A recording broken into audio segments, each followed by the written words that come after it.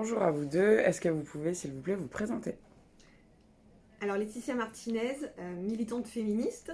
J'ai travaillé au ministère des droits des femmes, des familles et de l'enfance, où je m'occupais des questions sport et territoire. Et je suis aujourd'hui responsable de la communication chez Vacances Ouvertes. Claire Guiraud, donc militante féministe également. J'ai travaillé également au ministère et j'ai été secrétaire générale du Haut Conseil à l'égalité entre les femmes et les hommes. Et j'ai également coécrit Le féminisme pour les nuls, qui est sorti il y a un peu plus d'un an. Claire, est-ce que tu peux nous définir, s'il te plaît, qu'est-ce qu'un stéréotype de genre? Alors les stéréotypes de genre, c'est des représentations schématisées et schématisantes sur ce que sont les filles et les garçons, les femmes et les hommes dans une société donnée à un moment donné. Par exemple, un stéréotype, c'est de dire que les femmes sont douces ou que de dire que les femmes sont changeantes ou que les garçons sont doués d'autorité ou qui sont chahuteurs. Et en fait, on peut dire que toutes les phrases qui commencent par les filles sont comme ci, les femmes sont comme ça, les garçons sont comme ci ou les garçons sont comme ça, ce sont des stéréotypes. Et le problème des stéréotypes, c'est que ça a des effets sur la vie réelle et sur la société, et c'est ça qui amène toutes les inégalités entre les femmes et les hommes qu'on connaît. Parce que si on se dit que les femmes sont changeantes et que les hommes sont doués d'autorité, bah, ça nous semble assez normal finalement que seulement 20% des villes en France aient à leur tête une femme maire et que 80% des villes aient à leur tête un homme maire.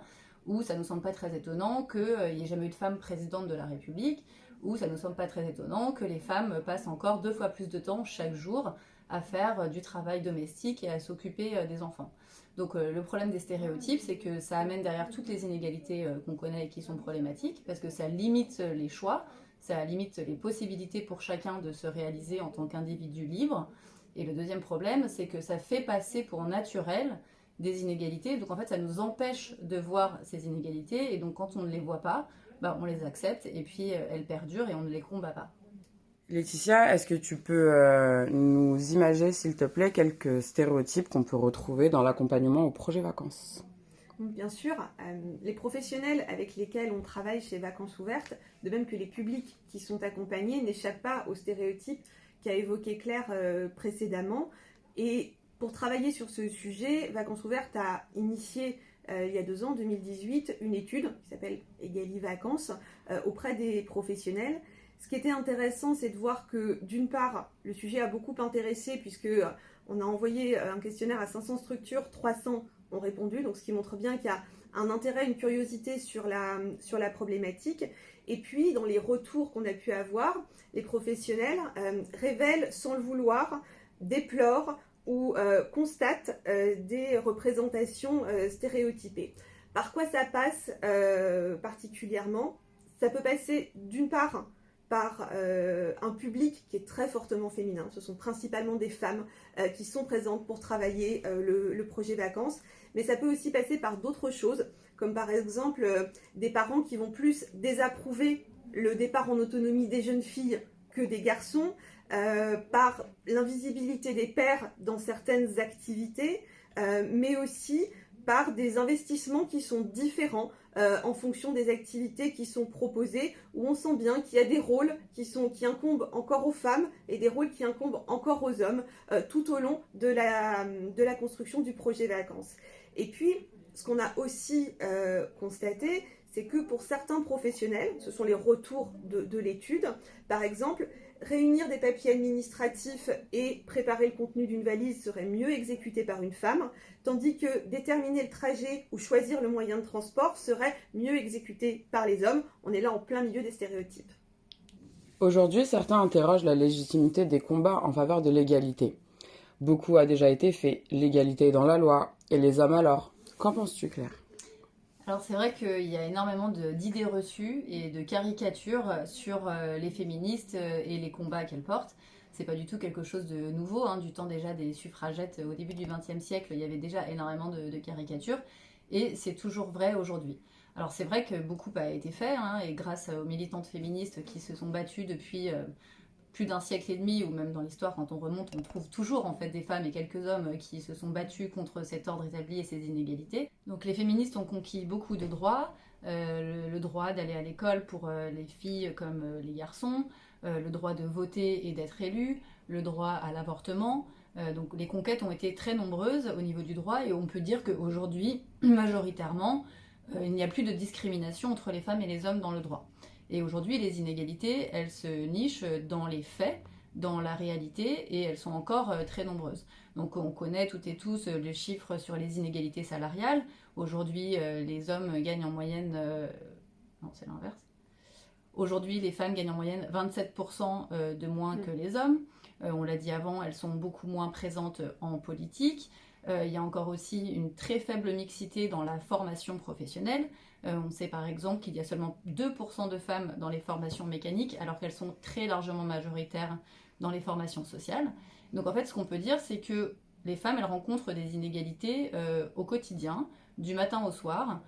Quand elles vont se lever, elles vont être majoritairement en charge des enfants et de la famille, de préparer les enfants pour l'école. Sur le chemin pour aller au travail, elles vont potentiellement subir du harcèlement dans la rue ou dans les transports. Arrivées au travail, elles vont potentiellement entendre des plaisanteries sexistes de leurs collègues ou être harcelées sexuellement, être moins payées que leurs collègues. Et sur le chemin du retour, elles vont devoir courir pour aller chercher leurs enfants à l'école. Et une fois à la maison, puisqu'elles doivent rentrer à la maison, elles auront déjà accès moins à des loisirs ou à une vie politique et citoyenne et sociale. Et si elles allument la télé, elles vont voir majoritairement des hommes dans des rôles d'experts qui analysent le monde et ou des publicités avec des représentations stéréotypées des femmes. Donc on voit bien dans la vie d'une femme, le sexisme et les inégalités, elles sont encore présentes vraiment au quotidien, du matin jusqu'au soir. Et donc il y a encore de très nombreux freins pour que l'égalité de droit se transforme dans les faits et dans le quotidien des femmes aujourd'hui. Et les freins auxquels tu fais référence, je pense que ça rejoint en tout cas ce que les professionnels avec lesquels travaille Vacances Ouvertes connaissent, notamment dans la philosophie qu'on partage ensemble, à savoir qu'est-ce qui fait qu'une partie de la population, que 40% de Français ne partent pas en vacances chaque année. On sait bien sûr qu'il y a des freins économiques, une question financière qui est évidente, mais ce qu'on partage ensemble, ce sont aussi l'ensemble des freins culturels et sociaux. Par exemple, comment je m'autorise à partir en vacances si je suis au chômage ? Avec qui je pars si je n'ai personne dans mon entourage, comment je suis en capacité de sortir de mon quotidien. L'ensemble de ces freins sociaux, de ce qu'on s'empêche, ce qu'on se limite de faire, ça relève exactement du même processus que les freins que rencontrent les femmes dans leur vie quotidienne. Est-ce que vous pouvez nous amener comment est-ce qu'on pourrait déconstruire ces stéréotypes pour pouvoir lutter contre ces inégalités ? Alors c'est vrai que c'est pas facile de lutter contre les stéréotypes parce qu'ils sont partout. Toute la société est imprégnée de stéréotypes et les matraque à longueur de journée, que ce soit à la télévision, dans les journaux, la publicité, et chacune, même quand on est très consciente de la question, on peut parfois être amené aussi à répéter des stéréotypes parce que c'est confortable aussi, que ça évite parfois de se poser certaines questions. Mais on l'a vu, c'est problématique ces stéréotypes parce que c'est ça aussi qui alimente et qui entraîne toutes ces inégalités, donc c'est important de ne pas les accepter et de les interroger. Et donc, comment est-ce qu'on fait ? Il faut en fait se poser la question systématiquement quand on observe que les femmes et les hommes occupent des rôles différents. Par exemple, dans un projet d'accompagnement aux vacances, Laetitia l'a dit, très souvent, les femmes vont être plus à l'aise ou plus spontanément s'occuper de la préparation de la valise, alors que les hommes vont plus spontanément s'occuper du trajet. Et en fait, on voit bien là qu'on est encore dans une répartition un petit peu traditionnelle des rôles, où les femmes sont à l'intérieur du foyer, sont très à l'aise pour prendre soin du foyer, et les hommes sont plus tournés vers l'extérieur, vers la mobilité. Et c'est un problème parce que on sait très bien que par exemple l'accès au transport, l'accès à la voiture, l'accès au permis de conduire, c'est essentiel parce que c'est en fait l'accès à la liberté, l'accès à l'autonomie, pouvoir aller où on veut quand on veut, c'est absolument essentiel si on veut être une citoyenne à part entière. Et donc quand on a un professionnel, l'idée c'est d'essayer de poser la question et d'interroger les pratiques de chacune et de chacun et de ne pas présenter cette répartition des rôles comme étant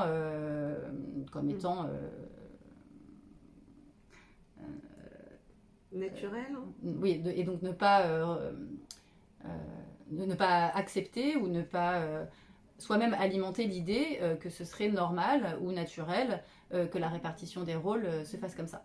Et donc c'est un exercice, une discipline de tous les instants, en fait, de s'interroger soi-même sur ses représentations et de poser la question pour interroger aussi les représentations des autres. Mais on peut aussi être accompagné parce que c'est vrai qu'on a complètement intégré l'ensemble de ces stéréotypes, quels que soient nos parcours, et même quand on en a conscience, Claire, tu le disais, parfois on les reproduit sans nécessairement le vouloir. Mais quand on accompagne les publics à la construction de leur projet vacances, il y a quelques étapes clés dans ce processus, et peut-être qu'on peut avoir à certains moments de ces étapes clés des interrogations un peu particulières. En tout cas, c'est ce qu'on a voulu faire quand on a poursuivi le projet Egali Vacances. Donc, il y a eu ce temps d'enquête dont je vous ai parlé tout à l'heure. Et puis ensuite, on a travaillé avec un groupe pilote de 4 professionnels pour voir avec eux quels étaient les moments ou les questions qui pouvaient se poser quand ils accompagnaient les publics et construire un outil qui soit utile, en tout cas, à l'ensemble des professionnels. Donc c'est un petit outil qui s'appelle le guide Egali Vacances et qui permet de voir que ce soit dans la communication, c'est-à-dire quand je m'adresse au public sur la question du projet, la perspective d'organisation d'un projet vacances, juste avoir le réflexe, quand on a bien 2 parents, un homme, une femme à la tête d'une famille, de m'adresser aux 2 spontanément et pas à madame parce qu'on sait que c'est elle qui viendra.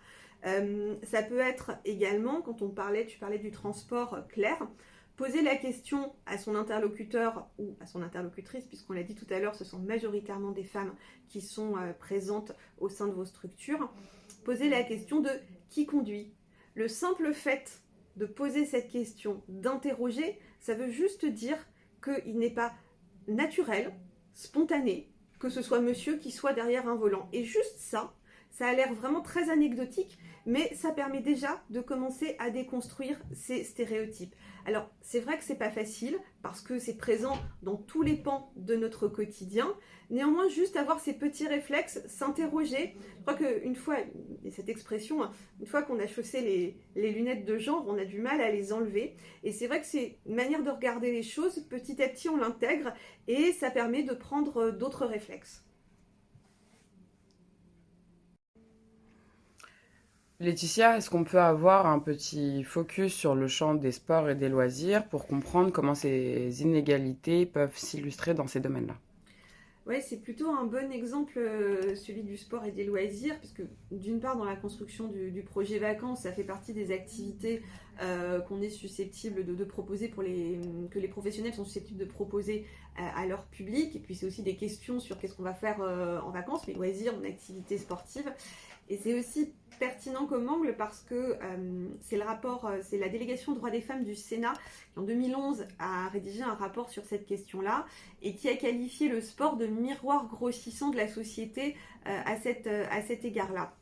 Pourquoi, si on prend quelques chiffres et quelques exemples, d'une part, les femmes pratiquent moins le sport que les hommes. Aujourd'hui, on est à peu près à 38% de licenciés 38% de femmes qui sont licenciées sur l'ensemble des licenciés sportifs. D'autre part, on a des sports qu'on dit très genrés, même si les choses tendent à évoluer. Le rugby est très majoritairement pratiqué par les garçons. J'aurais tendance à dire qu'on doit être à 5 ou 6% de filles dans la pratique du rugby. Et à contrario, la gymnastique va être très fortement pratiquée par les jeunes filles.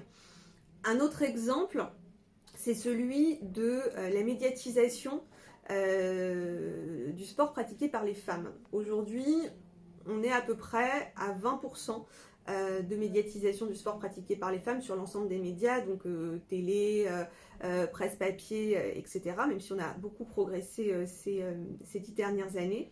Et tout ça va avoir aussi des répercussions sur le salaire des sportifs et des sportives. Aujourd'hui, on a des modèles économiques, quand les sports se professionnalisent, qui sont stables, qui génèrent énormément d'argent pour les hommes, Tout le monde a en tête la bulle financière autour du football.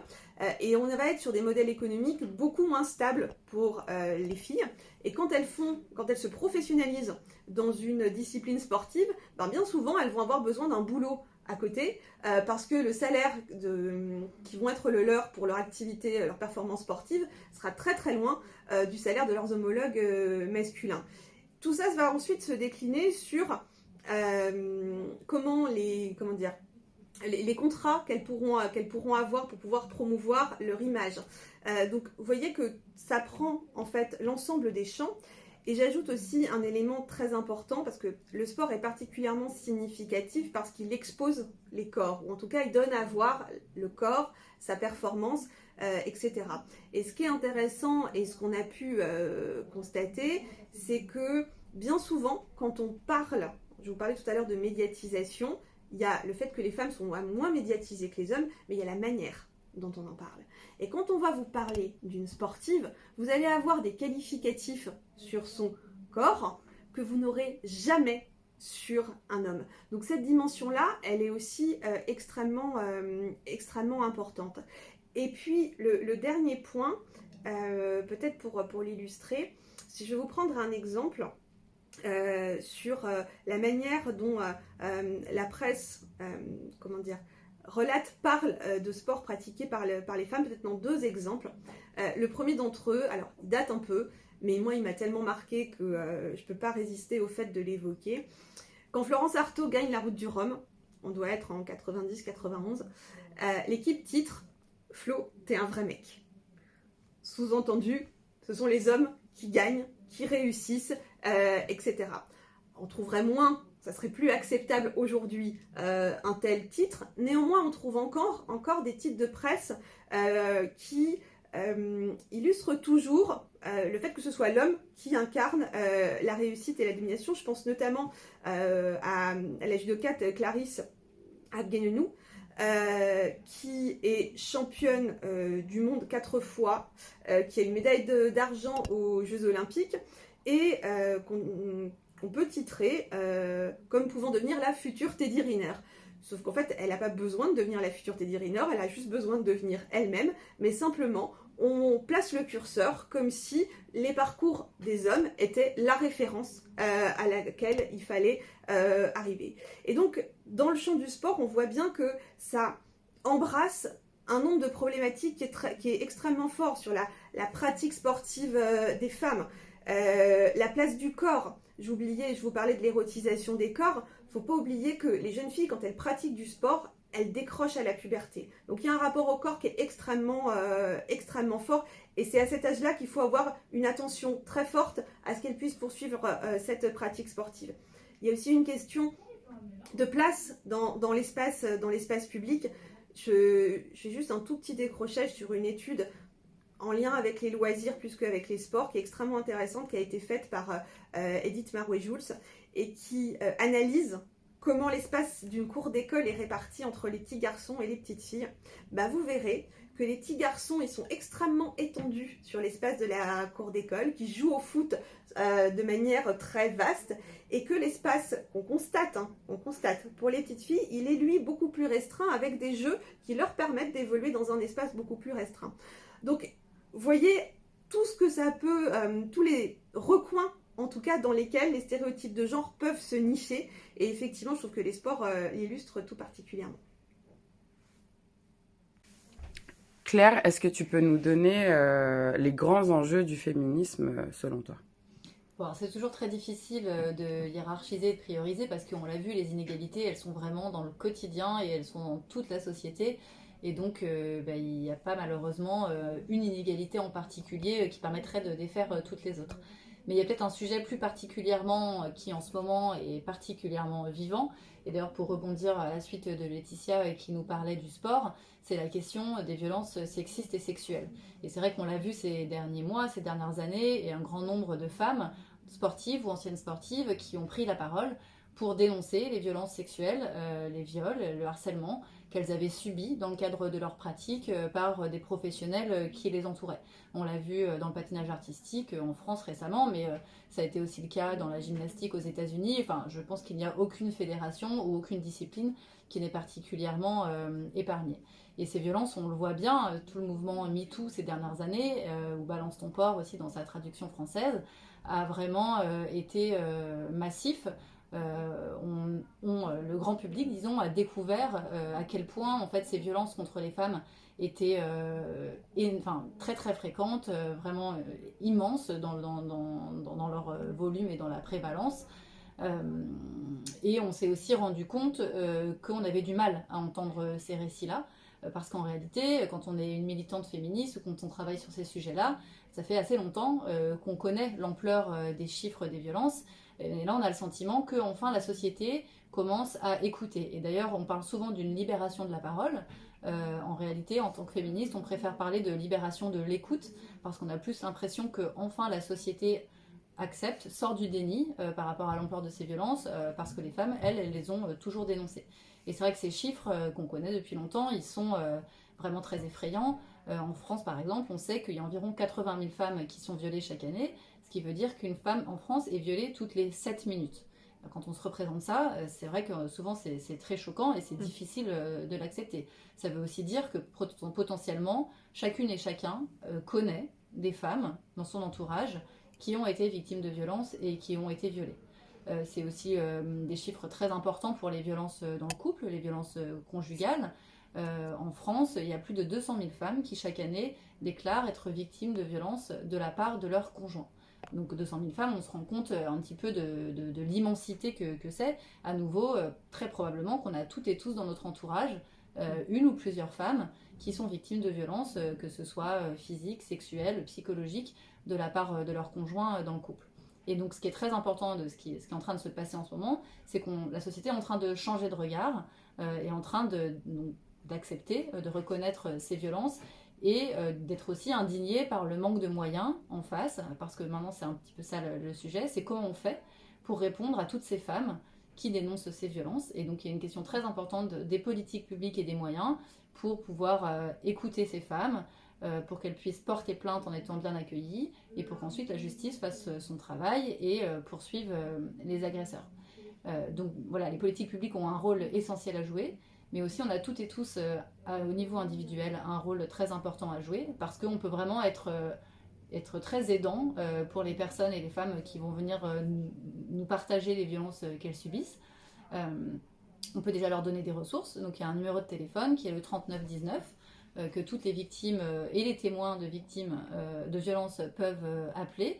Au 3919, c'est des écoutantes qui sont formées, des professionnels qui vont savoir vous écouter, vous orienter et vous aider sur un chemin de sortie des violences. Et puis il y a des petites phrases un peu toutes bêtes qu'il faut avoir en tête si une femme, une amie, une voisine, une collègue dénonce des violences.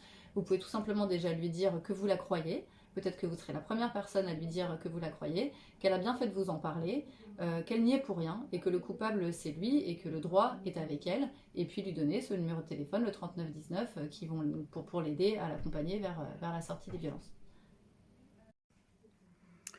Est-ce que vous pouvez nous donner quelques références de la ressource ou simplement des coups de cœur que vous avez Alors moi j'aurais surtout envie de vous orienter vers les associations féministes qui sont les plus proches de vous. Donc très certainement sur votre territoire, il y a une antenne du planning familial, il y a une antenne de l'association Femmes Solidaires, où il y a un centre pour l'information sur les droits des femmes et des familles. Et donc dans ces associations travaillent, où il y a des bénévoles qui sont très formés sur ces questions-là et qui peuvent vous aider à réfléchir à vos pratiques, et avec qui peut-être vous auriez envie de construire aussi des partenariats ou de monter des projets ensemble. Il y a aussi toute une littérature sur la question. Je pense par exemple à la BD Les culottés de Pénélope Bagieux, qui dessine et raconte des portraits, des histoires de femmes incroyables qui ont traversé l'histoire ces derniers siècles et qui ont bien souvent été un petit peu effacées de l'histoire qui est communément racontée. Donc je pense par exemple à Ada Lovelace, qui est la première programmatrice informatique femmes-hommes confondus, mais aussi des portraits de Joséphine Baker ou d'autres.